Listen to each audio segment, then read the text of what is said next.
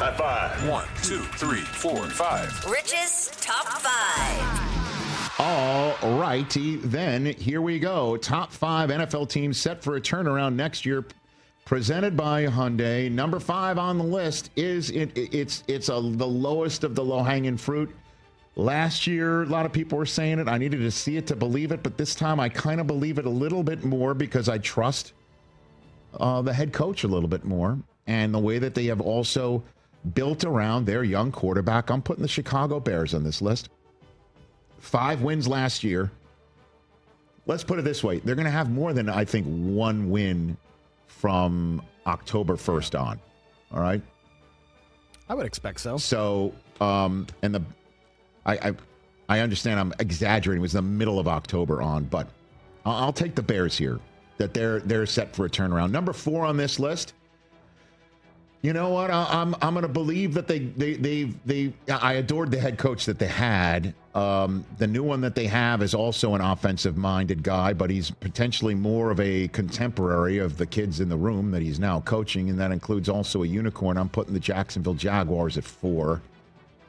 I'm putting the Jaguars and Travis Hunter. I can't wait to see what he does. And what he's going to do is, on offense, take some pressure off of Brian Thomas Jr. and the quarterback, right? And on defense, maybe take half the field away and just show everybody how it's done. And Liam Cohen with the rest of this team and their draft, I think, was definitely a significant one for him. And I love their move. I know I'm in the minority of saying that. I don't care they gave up a 2026. Travis Hunter's worth it. That's 4 on the list. Number 3 on the list, Chris, you kind of got these thoughts rolling during our Overreaction Monday pod when you said this team's going to win their division next year.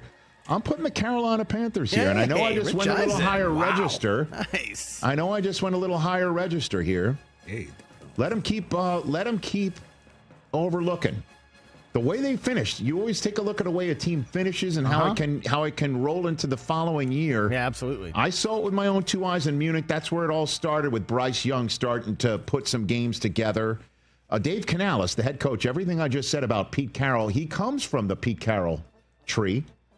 And what he said in our pre-production meeting of that game, he said that they know they're going to start getting more success when he sees everyone's personalities come out on the field. And you started to see Bryce Young's personality come out on the field, and Lee Gett, you know. And I liked their draft, and we'll see what it looks like in Carolina. But I think they've got a chance for a nice comeback season. Yeah, getting Ted McMillan just. Lee Gett and Tet. Yeah, you had for to Bryce help out Young, Bryce Young. And that running back room looks like Cleveland's quarterback room. Mm-hmm. A lot of good backs. Right. And so they're number 3. Number 2, Chris, I'm giving you what you want. I'm in. Everybody's given the Patriots the kudos for their offseason, and that starts with Vrabel showing up. Yeah, big time. Now everyone's going to think, like he's just Belichick 2.0. I mean, he's his own man, but what he does bring is connective tissue to the Patriot way. He does, in a way that, again, with all due respect to Gerard Mayo, who played for New England and was the Patriot way on Bill's staff, everybody thinks Vrabel's a Belichick coaching tree guy. He's just a Belichick player tree guy. He's on Bill O'Brien's staff in Houston.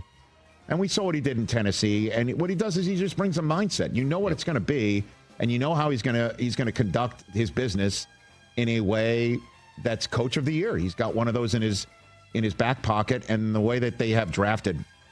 And Drake May could take a major step up. Josh McDaniels showing up is one of those things that, if I'm going to give the Bears their due on that front of having a comeback season because they got the head coach right, boy, they got the OC back. I like what you're cooking. Yeah, just be competitive. Like winning the division, obviously, not going to happen. Making the playoffs, probably not going to happen. Never know. Be competitive. Look like you're progressing and improving week to week, and that's all you want to see. And number 1 on the list is, I'm just going to be consistent. What I saw at this man's class with Suze yesterday at USC, and how he has a mindset, his always compete way. he did read his always compete poem to the class and started crying in the middle of it. And I looked at the class and they were crying too. I'm telling you, I know 100 USC students about to graduate and looking at their own end of their college experience, and they rode ahead of them and how daunting it is, but how exciting it can be based on what they learned in Pete's class, that they're crying and connecting to Pete in the classroom is not the same as the NFL, unless it's just change the proper names. That all you got to do is have a way about it, sell it, people buy it, and there's a halo effect, and they have a better quarterback, and they have a better way about themselves, and they have a North Star and a head coach that's going to have them believing.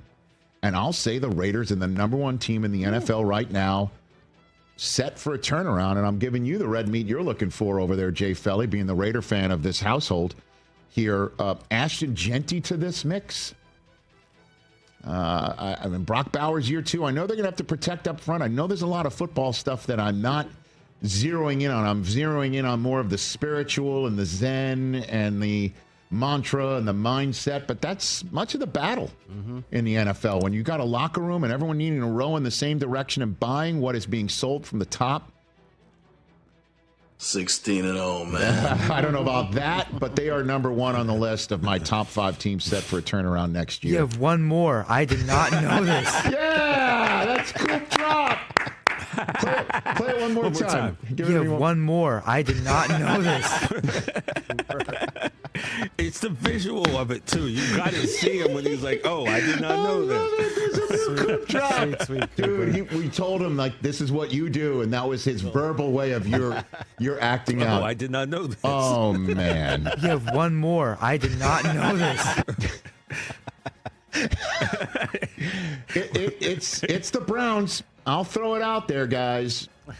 The Browns draft, the top 4 picks that they made, all starters, said Daniel Jeremiah, and all good starters. Mayock said the same thing. Get the quarterback situation right. Hold on to the ball. Get some yards. I would also say this. Sign Nick Chubb. Hearing that might not happen, but Chicago on the board. You know what? Stefanski's a 2-time coach of the year. 2 years ago, they made the playoffs. I mean, Mason Graham is now on the same line as Myles Garrett. They got players, man. Let's go. I mean, just remove all the other stuff that we're talking about. That's a lot of stuff to remove. That's a big if. I get it. But that's my top 5 teams set for a turnaround next year. Catch the Rich Eisen Show live weekdays from 12 to 3 p.m. Eastern on Roku Sports Channel in the U.S.